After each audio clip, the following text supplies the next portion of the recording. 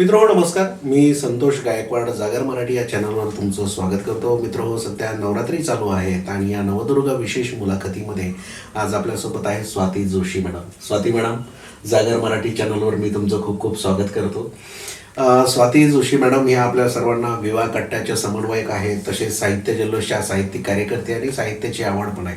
पण यापेक्षा त्यांची वेगळी ओळख आज तुम्हा सर्व प्रेक्षकांना मिळणार आहे, रसिकांना मिळणार आहे. बालपण अत्यंत खडतर किती असतं, संघर्षशील असतं, त्याचं उदाहरण म्हणजे स्वाती जोशी मॅडम. खरं तर एका 12वीला असताना त्यांना DEDसाठी ॲडमिशन नाही भेटलं, 12,000 पैसे नव्हते आणि त्याची अचिव्हमेंट आज त्या एका शिक्षण संस्थेच्या आदर्श विद्यानिकेतनच्या विश्वस्त आहेत.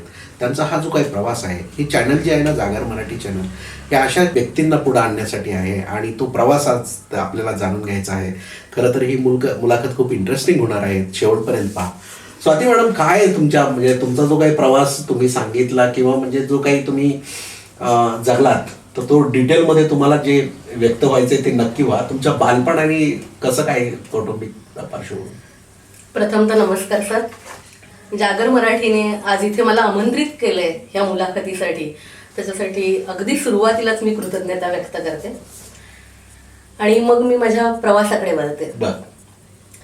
आपलं बोलणं झालंच, ह्या सगळ्या ओळखीबरोबरच आदर्श विद्यानिकेतन ह्या शाळेची विश्वस्त आहे.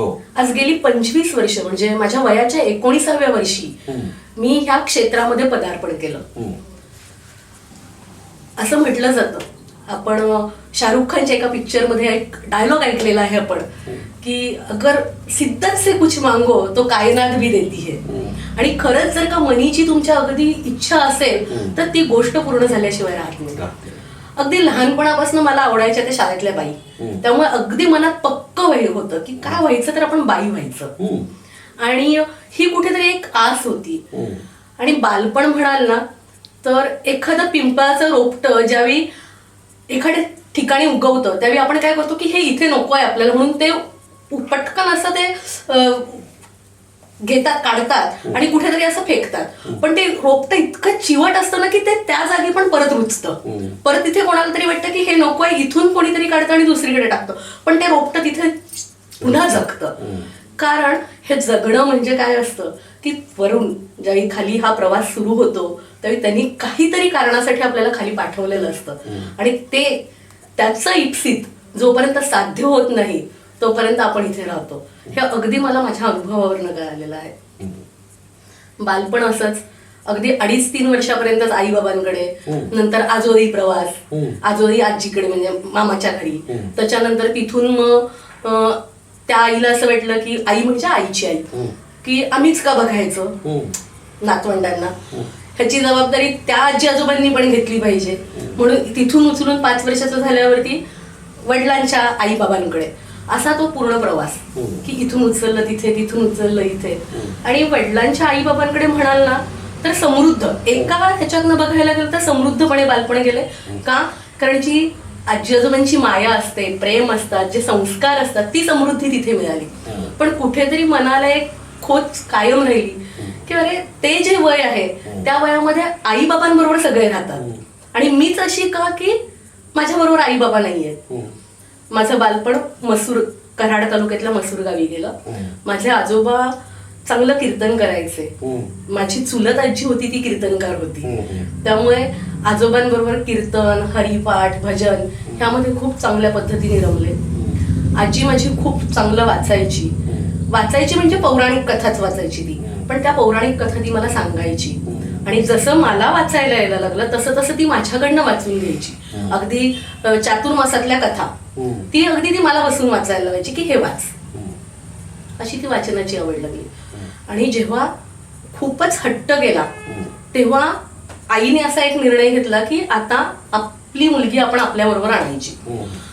त्यावेळी असं वाटत होतं की आई बाबा मुंबईला राहतात, म्हणजे एक आंतरदिशी पत्र निळ्या रंगाचं की ज्याच्यामध्ये एक भाग आजी आजोबांनी लिहायचा असायचा, एक भाग माझ्यासाठी ठेवलेला असायचा. आणि त्या एका भागामध्ये 10 ते 15 ओळीमध्ये इतक्या मनातल्या भावना मांडलेल्या असायच्या मी आईजवळ की कदाचित तिला ते वाचून वाचून तिला जाणवलं की नाही आपण घेऊन यायला पाहिजे.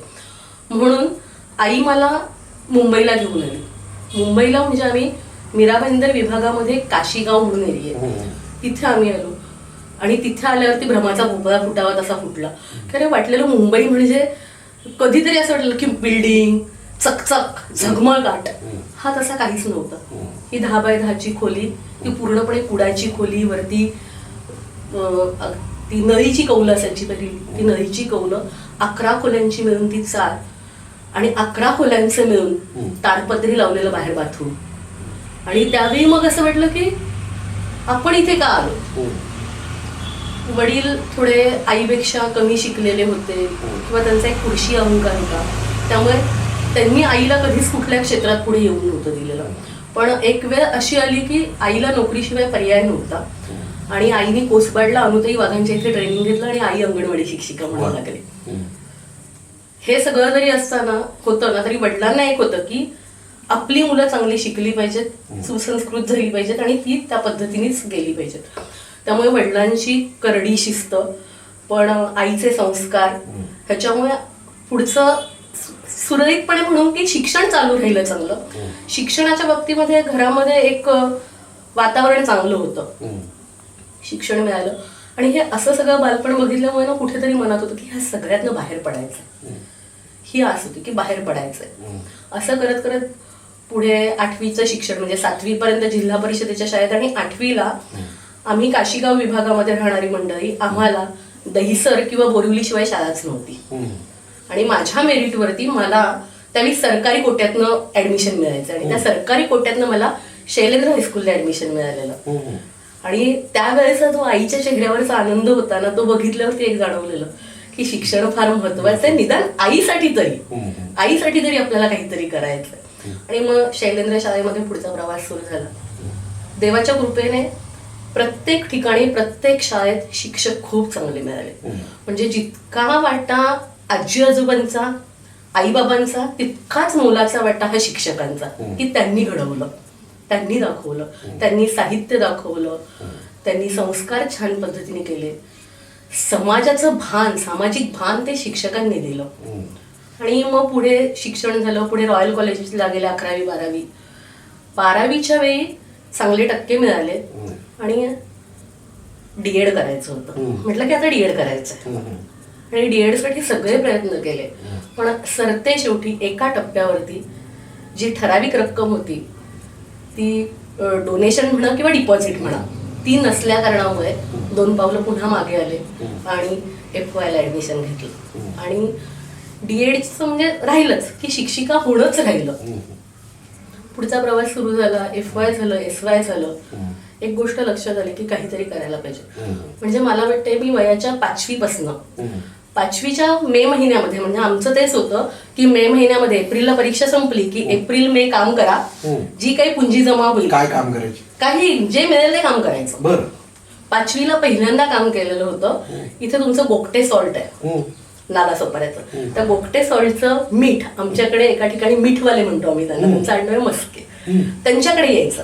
तेव्हा आपल्या टाटा, कॅप्टन कुक वगैरे फार कमी होतं. ते हे मीठ थोडंसं जाडसर असायचं. खडे मीठ पण नाही, खडे मीठ बारीक केलेलंच असायचं, पण ते थोडं जाडसर. प्लास्टिकच्या पिशव्या यायच्या आणि त्याच्यात भरलं जायचं. आणि पहिलं काम केलेलं मी ते एक असा माप असायचं आणि त्या 10 पिशव्या भरल्या तर काहीतरी त्यावेळी आम्हाला 8 आणे की 1 रुपया मिळायचं. त्याचा मिठाचा असा पूर्ण ढिगारा आणि त्या पिशव्या भरल्या की मिळायचं. 5वीच्या ह्याच्यात ते पहिलं काम केलेलं. आमचा इंडस्ट्रियल एरिया असल्या कारणामुळे तिथे काही ना काही काम मिळायचं मे महिन्याच्या सुट्टीमध्ये, जे काही मिळेल ते. कधी तुमच्या म्हणजे कोलगेट, आपण पेस्ट म्हणूयात, कोलगेट कंपनीची नाही, त्या पेस्ट असायच्या, त्या पेस्टमध्ये ब्रश टाकायचा, पुन्हा ते पॅक करायचं, मग त्याचे बॉक्सेस तयार करायचे. वायर येतात ज्या इलेक्ट्रॉनिकच्या, त्याचे ते बंडल बनवायचे. अशी वेगवेगळी कामं असायची. म्हणजे आम्ही 5वीपासनं की 10 एप्रिलला परीक्षा संपली की 11 एप्रिलपासून हे काम करायचं. 10 किंवा 11 मेला तो कंपनीत काम केलेलं असायचं, ते हातात पैसे मिळायचे. त्या पैशातनं काही जे काही करायचं ते खरेदी करायचे, थोडे पैसे आईकडे ठेवून द्यायचे आणि जी गाडी मिळेल बॉम्बे सेंट्रलवरनं ती गाडी पकडायची आणि सातारला जायचं. माझा आजोळ मेढा, महाबळेश्वरच्या पायथ्याशी, इतकं निसर्गरम्य ह्याच्यामध्ये. आणि लगेच वाढदिवस असायचा 16 मेला आणि वाढदिवस आवडायचा तिथेच करायला. आणि मग पुढे जवळजवळ 13 जून 14 जून पर्यंत, म्हणजे आम्हाला आठवतच नाही की शाळेच्या पहिल्या दिवशी कधी आम्ही शाळेत हजर आहोत. कारण जोपर्यंत तिथले हे नाही होत, तिथून कोणी सोडत नाही, तोपर्यंत आम्ही यायचो नाही. पण आजोळी गेलं की भरपूर पुस्तकं वाचायची, तिथे नदीकाठी भटकायचं, आजी बरोबर भजनाला जायचं, आजोबांबरोबर मस्ती करायचं. असं काही अंशी म्हणूया की खूप छान समृद्ध बालपण, म्हणजे संस्कारांच्या ह्याच्यातून म्हटलं तर खूप समृद्ध बालपण गेलं.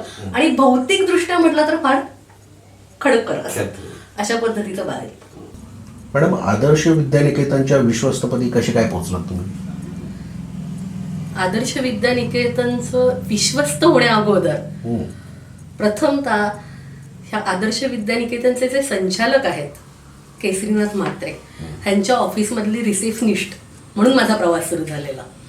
आणि त्यावेळी 97 साली आमच्या गावात शाळा नसल्यामुळे त्यांनी असं एक डिसिजन घेतलेला की आपण ह्या गावामध्ये पुढची सगळी म्हणजे 7वीच्या नंतरचे सगळे वर्ग सुरू करूया, प्रायव्हेट मराठी शाळा आणि इंग्रजी शाळा सुरू करूया. आणि कुठेतरी ते स्वप्न होतं की शिक्षिका बनायचं होतं, पण त्या परमेश्वराचे आभार की त्यांनी शिक्षिकेच्या पेक्षा सुद्धा अजून वरचं काहीतरी दिलं. आणि त्यावेळी त्या शाळेला मी सुरुवात केली. जस्ट एक बोर्ड लिहून की खुशखबर खुशखबर, शिवशक्ती सेवा मंडळ संचलित आदर्श विद्यानिकेतन नामक शाळा सुरू होत आहे, नो डोनेशन नो डिपॉझिट. 8वीचा वर्ग, 1लीचा वर्ग आणि बालवर्ग अशी ती सुरुवात केलेली. जे काही ऍडमिशन आले ते सुरुवातीला मी घेतले.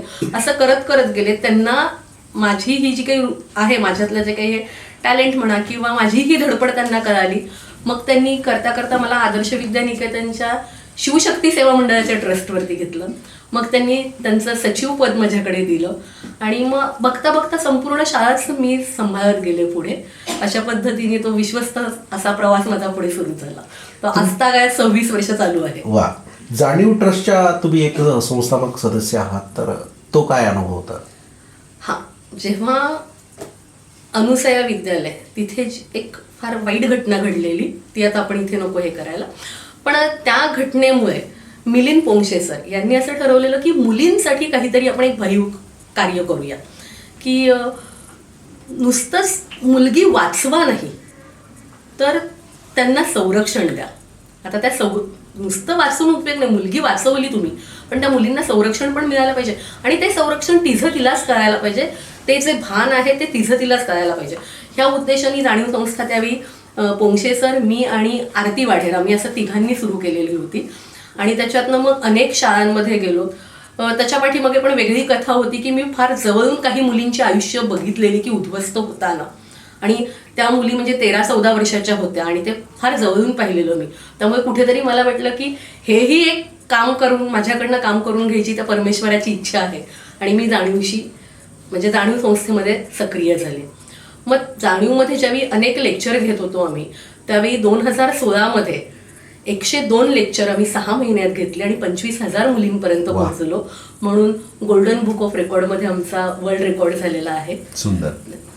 त्याचबरोबर तेव्हाचे आपले शिक्षण मंत्री सन्माननीय विनोदजी तावडे यांच्या संकल्पनेतून सर्व म्हणजे महाराष्ट्रातल्या शाळांसाठी एक वेगळा प्रकल्प उभारण्यात आलेला होता की त्या शिक्षकांना त्यांचं जे त्या शिक्षकांकडे जे ज्ञान आहे किंवा त्यांची जी क्रिएटिव्हिटी आहे शैक्षणिक ह्याच्यातली, ती त्यांची समोर यावी सगळ्यांच्या. म्हणून त्यांनी शिक्षणाची वारी असा एक प्रोजेक्ट आणलेला होता.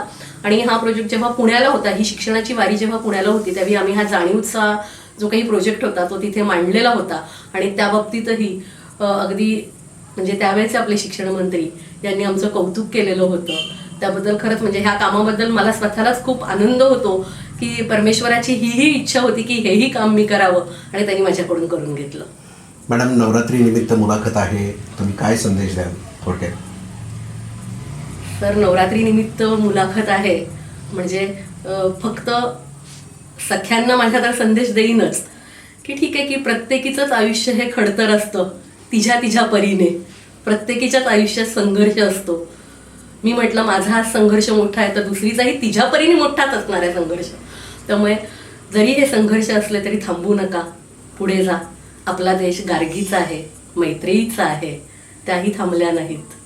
गार्गीही थांबली नाही, तीही पुढे गेली. मैत्रेयीने तर सारं आपल्या पतीचं धनही नाकारलं आणि ज्ञान संपादनाची इच्छा बाळगली. मला वाटतं आपणही सगळ्यांनी असंच पुढे जायला पाहिजे आणि आयुष्याचा महोत्सव करायला पाहिजे.